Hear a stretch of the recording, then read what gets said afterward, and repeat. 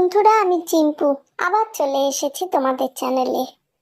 আজ শিবশঙ্কর মিত্রের লেখা মধু আনতে বাঘের মুখের গল্পের 10 নম্বর থেকে শুরু করে সমস্ত প্রশ্নের উত্তর এসএস ম্যামের কাছে থেকে জেনে নেব। মধু আনতে বাঘের মুখে পার্ট 1 ভিডিওটি দেখতে চাইলে ডেসক্রিপশন বক্সে লিংক দেওয়া আছে।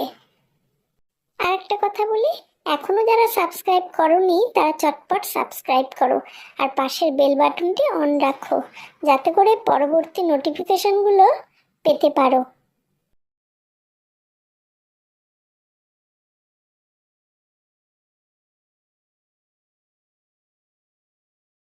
দশের এক, পৃথিবীর বৃহত্তম ম্যানগ্রোভ বনাঞ্চল কোথায় রয়েছে? উত্তর হবে পৃথিবীর বৃহত্তম ম্যানগ্রোভ বনাঞ্চল হলো সুন্দরবন। 10-এর 2, সুন্দরবনের খ্যাতি ও সমাদরের দুটি কারণ লেখো। উত্তর লিখবে বিরল জীববৈচিত্র্য, বিচিত্র গাছগাছালি, নৈসর্গিক দৃশ্যাবলী, নদী খাড়ি, সর্বোপরি রয়্যাল বেঙ্গল টাইগার হলো সুন্দরবনের ঐতিহ্য।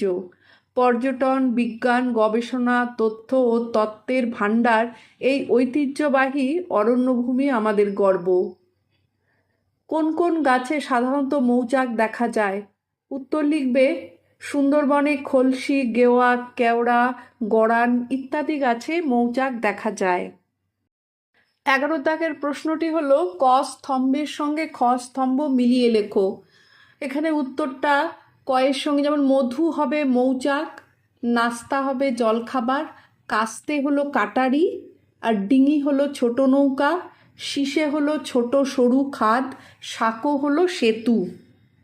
12 দাগের প্রশ্নটি হলো গল্পের ঘটনাগুলো ক্রমানুসারে সাজিয়ে লেখো। 12-র 1 হবে পেট পুড়ে নাস্তা খেয়ে বনে মধু কাটার জন্য তৈরি হলো। 12-র 2, ডিঙি করে অনেক দূর বনের ভিতর গিয়ে 3 জনে ডাঙায় উঠেছে। 12-র 3, মনের আনন্দে একটার পর একটা মধুর চাক কেটে চলেছে। 12-র 4, আরজান এক থাবা কাদা তুলে গোল করে পাকিয়ে নিয়ে ছুঁড়ে মারল চাক লক্ষ্য করে। 12-র 5, কয়েকটা মৌমাছি ওদের দিকে তাড়া করল। 13-র 1, শিবশঙ্কর মিত্রের লেখালেখির প্রিয় বিষয় কোনটি? উত্তর লিখবে শিবশঙ্কর মিত্রের লেখালেখির প্রিয় বিষয় হলো সুন্দরবন। 13-র 2, কোন বইয়ের জন্য তিনি শ্রেষ্ঠ শিশু সাহিত্যের পুরস্কার পান? উত্তর হবে সুন্দরবন বইটির জন্য তিনি শ্রেষ্ঠ সাহিত্যের পুরস্কার পান।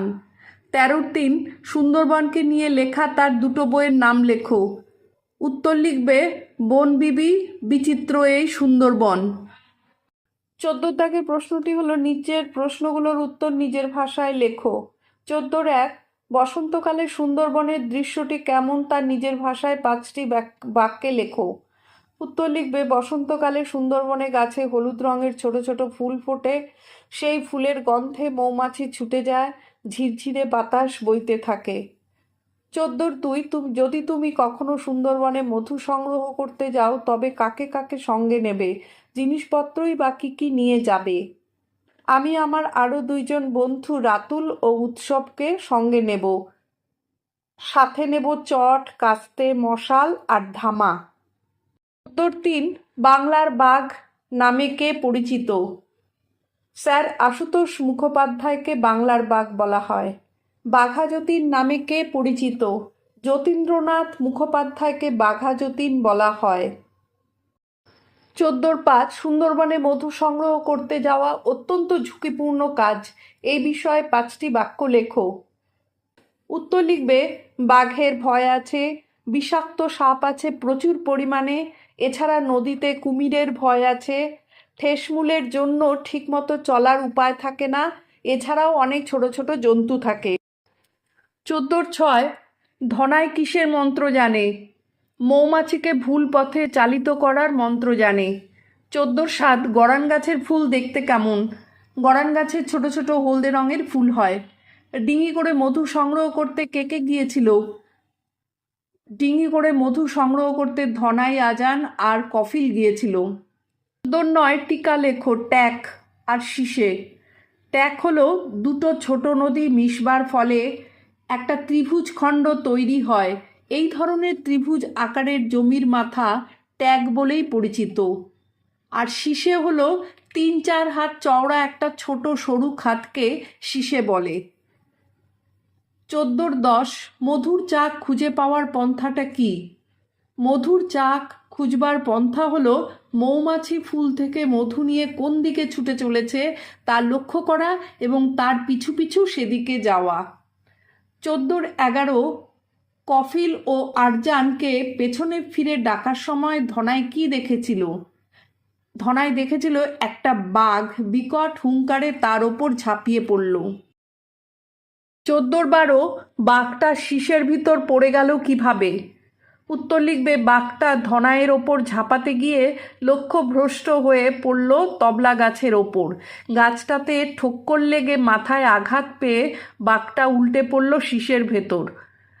14-13 ধনাই কিভাবে বাঘের হাত থেকে বেঁচে গেল? বাঘটি তবলা গাছে দুর্দান্ত ঠোক্কর খেয়ে মাথায় আঘাত পেয়ে শীষের মধ্যে পড়ে গেল এবং বাঘের লেজের আঘাতে ধনাইয়ের মাথার মধুভর্তি কলসিটা ভেঙে পড়ল বাঘের মাথার ওপর। বাঘের সারা মুখে নাকে মধু ছিটকে পড়ল। মুখে মধু পড়তেই হতভম্ব হয়ে গিয়ে বাঘ চোখ মুখ কুঁচকে ফোঁত শব্দ করতে লাগলো। এর ফলেই ধনাই বাঘের হাত থেকে বেঁচে গেল। আজ তাহলে এখানেই শেষ করছি। টাটা।